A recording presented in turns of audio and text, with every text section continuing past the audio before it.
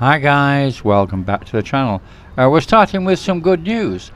Sugar has just reopened, and also Pulse is reopening, and Touch is reopening.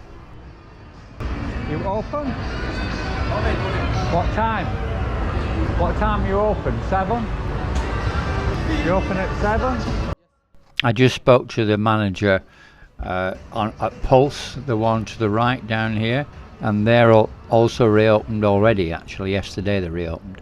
And then Touch on the opposite side, on the left side there, that is being refurbished according to the manager there. There's Touch, and that's going to reopen the 1st of April. So that's good news. If you can believe it, this is the first anniversary of COVID. This week, 1 year ago, was the very first Thai government state of emergency announcement. 1 year ago. A year from hell, I think. I'm just going to take you down to Beach Road to show you something you probably have not seen before, while we have a chat about what's changed in the last 12 months and what's survived and why it's survived. If you think about it, for the last year, Pattaya has been totally reliant on people who live here.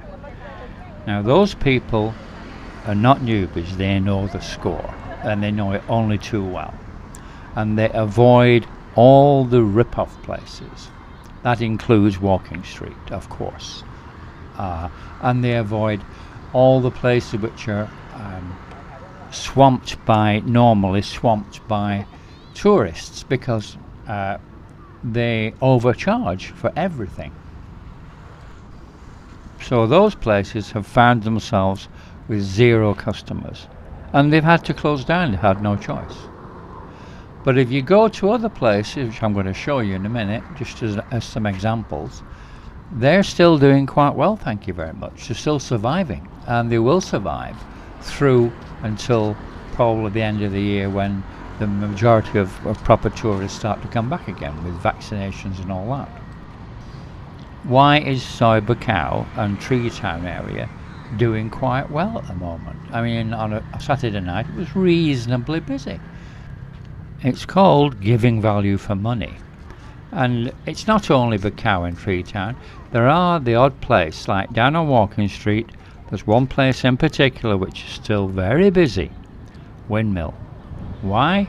Because it gives value for money. But other places have had to close down. The places that relied on ripping off the uninitiated newbies, the beginners, the people who didn't know right from left or up from down, or didn't know anything about the place, they were the ones that got ripped off. Now they're not here. It's a bit like an experiment almost, like take away all the customers, or 90%, 85, 90% of the customers, and see who survives, and you've got your answer. I'm just going to show you a couple of examples about what I'm talking about on Soi 7 and Soi 8. Now, just look at this. This is Soi 7, and as you can see, there's virtually no bars here open. There's a couple down at the bottom near Beach Road, and a couple of massage places, and that's about it. On the left side here is Gossip Girl. It's the only one which is open. Now, the bar fine there used to be 500 baht. It's now 200 baht. Now, that's worked for them. They're still surviving. I mean, you can see what it is. Disaster Soi 7 is. I don't think we'll ever recover. So if we just go down to the bottom and turn left, I'm going to show you another example of what I'm talking about. I mean, these 3 bars at the bottom, no customers, nobody there. Then we're down to Beach Road, and we'll just go left, and then we'll just go up Soi 8, and I'll just show you the sailor bar. At least on the beach there, not a single customer, because they're quite expensive. Why would any people who live here, or expats, or ever go to these sort of places? They should have learnt the lesson. They should have dropped the price like Gossip Girl did.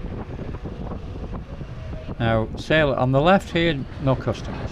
Sailor Bar is normally quite busy. A little bit quiet today, but normally quite busy.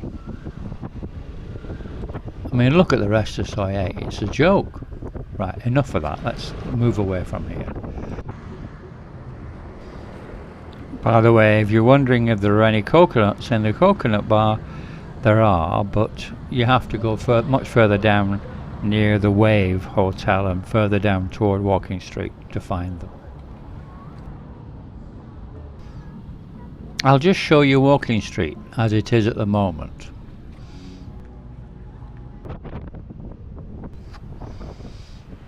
As it stands at the moment with Walking Street, I think there's 5 bars open on the main street itself.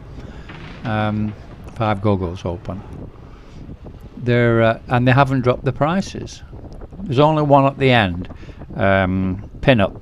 That has got slightly lower prices, but the other ones, they're still charging stupid money.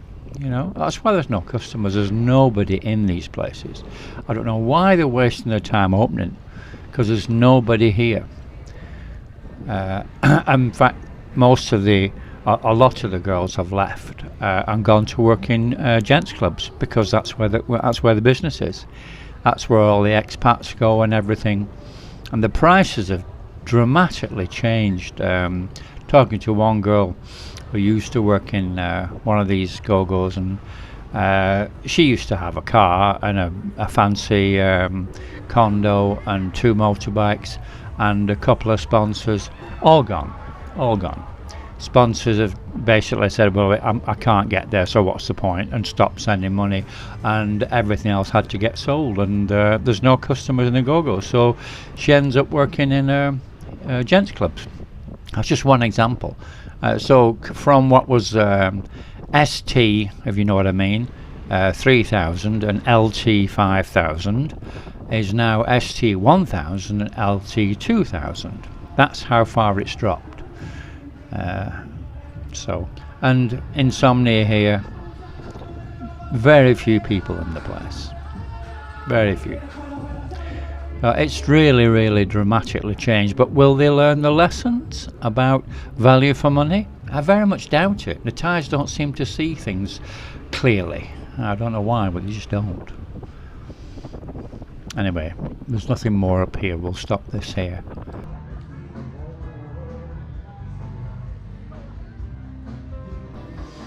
Obviously you guys are all wondering when you can get back here. The Thai government keep changing their minds. I mean, at the beginning of this month, they were talking about 2 days quarantine initially, and that got sort of forgotten about, and then it went back to 14 days, and then it went to 10 days, and now it's down to 7 days, and it could change again at any time, and that's of course only if you're vaccinated, the 7 days. So the whole thing is completely fluid. It's up and down all over the place. They just keep changing their mind constantly. One of the reasons for the constant change of mind is these outbreaks, like the one at Bangkok Fresh Market in Bangkok last week, and then this week you've got another one at Samut Prakan. Burmese workers.